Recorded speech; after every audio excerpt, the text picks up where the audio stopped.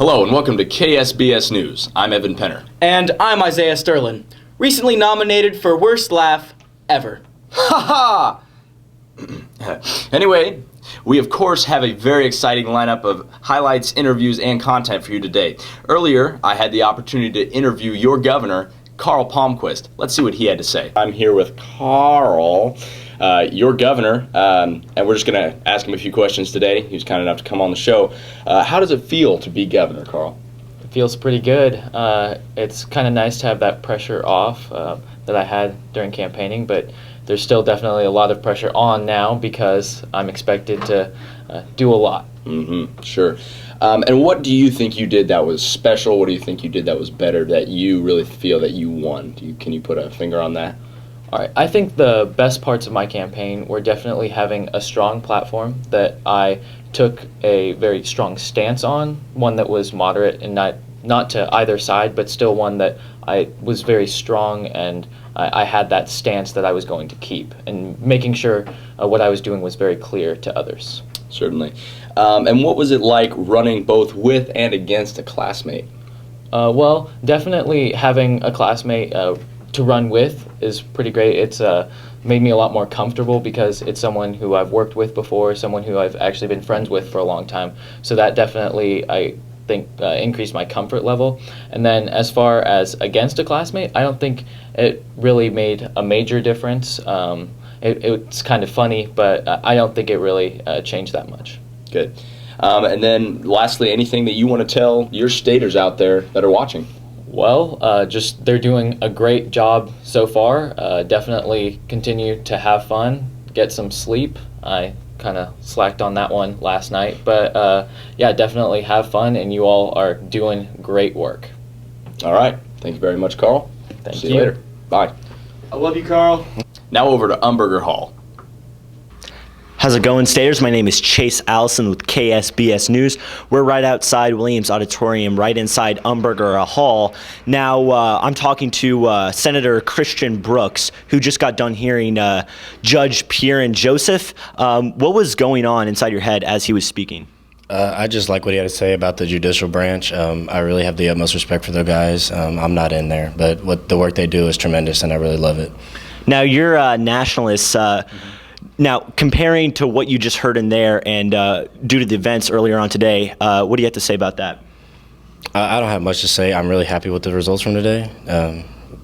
As you can see, because I'm a nationalist and my nationalist got voted in, and I believe that we're in for a fun week, and this is going to be a great simulation. All right, great. Thank you.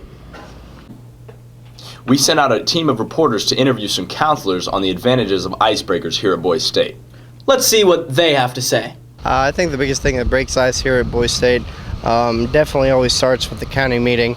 The boys that you're going to be living with throughout this entire week, as well as everyone else on your floor. I mean, it's really helpful for you to get to know who they are and kind of some of their interests, so that you can have that connection. I think part of it is just the very first meeting. I know I asked my county just these random questions about different things that once you answer the question, you almost have to feel closer to the people you tell the answer to that question to. I don't even know if it's appropriate to ask the question I asked to my staters, but I mean, an example of a question would probably be if you could be any Disney character, who would it be and why? I mean, that's so random, and you're meeting these people for the first time, but once you talk about, oh, I'll be Aladdin or I'll be this person, then it sort of breaks the ice. And then you just have to honestly keep getting to know the people that you're working with. And that's what really breaks the ice, is the conversations. And I think lunch and the dinners where people sort of sit together with their counties is what breaks the ice, because you're sitting there eating, so you have to talk to the people. You have to sit there and talk to the people. So I think the best thing is just questions that make people uncomfortable. If you can put them in situations that are uncomfortable, they're going to bond faster. My favorite ones, usually, if you were on a magic carpet ride with Aladdin, how much clothing would you choose to wear? Hello, and welcome to today's Veteran Spotlight. I'm here today with Mr. Chuck Shoemaker. How do you do? Doing good. So Chuck, where are you from? Olathe, Kansas. Olathe, Kansas? Mm-hmm. And were you drafted or do you volunteer? I volunteered. You volunteered? This was during the Vietnam War. I did have a draft number. The draft number escapes me right now, but I went ahead and joined up into the United States Air Force. Into the Air Force. So why did you join? Well, a couple of reasons. The first reason really was to honor my mother and my father, both of whom served in World War II in Europe. In Europe. Which coincidentally is where I was born. And the second reason, of course, and I think all servicemen would probably answer that in the same way, and that is that we did feel an obligation to serve our country and to make sure that our democracy continues. So why did you choose the Air Force?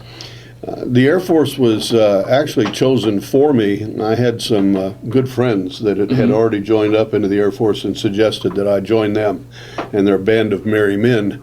And we all went out in the same recruiting class and went to Lackland Air Force Base where we received our initial training.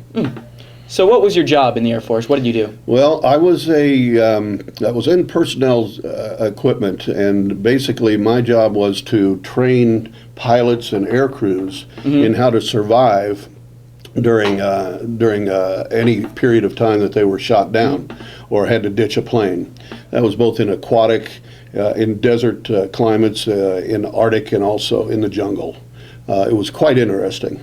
There's one story I could tell you if you have enough time to do so. Sounds great. This is pretty interesting. Basically, I was a sergeant in the Air Force, and I served one hitch in the United States in the force. But as such, we had classes that would come through to receive their training. One Sunday morning, we had a group of reservists come through, and these were all officers that had been flying on either F-106s or C-124s.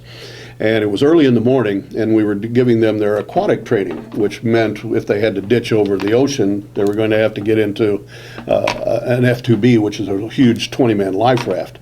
In order to simulate that on the base, we weren't at the ocean. We were in Kansas City at that air base at the time. We went to the pool, the swimming pool, and had the F-2B put out and inflated in the middle of the pool. And the job for everybody to qualify for their aquatic training was to jump into the pool and swim over as if they were in the ocean and had just ditched out of a plane, and then pull their buddies into the F-2B and distribute their weight around the life raft to make sure that it didn't sink, and to deploy the necessary things to make sure they survived. Well, it was going fine until the end, and at the end there was a 2-star general in this particular class. Now, there's an old saying in the military, it's RHIP, which rank has its privileges. Well, everybody on a Sunday morning, and they're reservists, Saturday nights they party pretty well.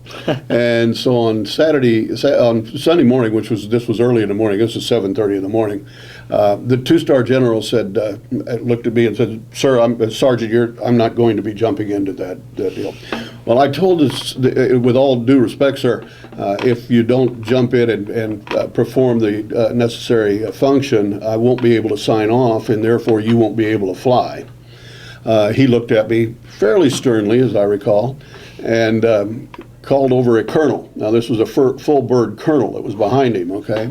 And he said, "Colonel, come here." So the general called the colonel over. The colonel says, "Son, Colonel, I want you to jump into this pool right now, and I want you to get that F-2B, and I want you to bring it right over here to the edge of this pool."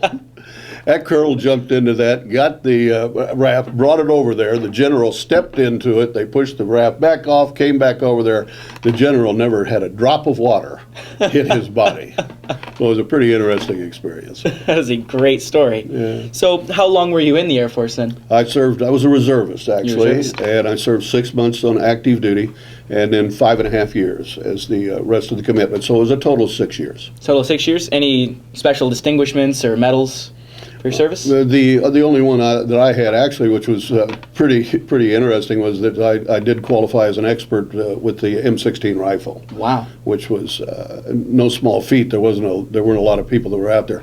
But I grew up in a military family, and I had guns placed in my head with my dad and my mom at a very early age. So. Very great story you have. Well, thank you very much. Well, you're welcome. Thank you very much for having me over. Oh, yeah. Well, thank you, Isaiah, and thank you, Chuck.